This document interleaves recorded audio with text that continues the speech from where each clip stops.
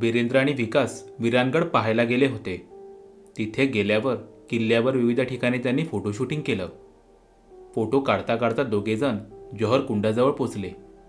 तसं वीरेंद्रला तिथल्या वातावरणात विचित्र बदल जाणवू लागला. तिथलं वातावरण नकारात्मकता आणि उदासीनतेने भरलेलं होतं. त्या जागेवर किल्ल्याच्या अन्य भागापेक्षा जास्त गरमी होती. वीरेंद्रला तिथे इतकी घुसमट होऊ लागली होती की त्याच्या मनात तिथून दूर निघून जाण्याची तीव्र इच्छा निर्माण होत होती.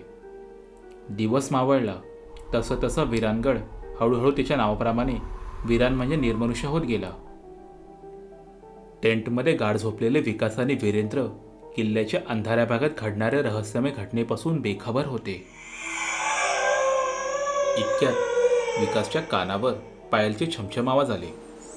विकासने टॉर्च ऑन करून आजूबाजूला पाहिल्यावर त्यांना तिथे कोणीही दिसलं नाही.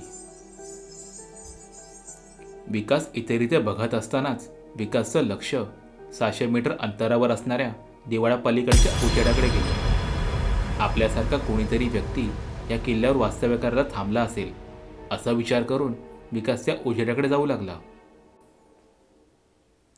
आणि इतक्यात विकासचे पाय भिंतीच्या आड एकाएकी थांबले आणि विकासचं लक्ष तो उभ्या असलेल्या भिंतीपासून 100 मीटर अंतरावरील एका जागेवर स्थिर झालं.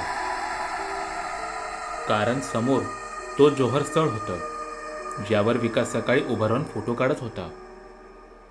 पण आता ते जौहर स्थळ सकाळसारखं सामान्य वाटत नव्हतं. आता ते जौहर स्थळ असामान्य वाटत होतं. जौहर स्थळ सजवलं गेलं होतं आणि त्यात अनेक लाकडं टाकून आग पेटवलेली दिसत होती.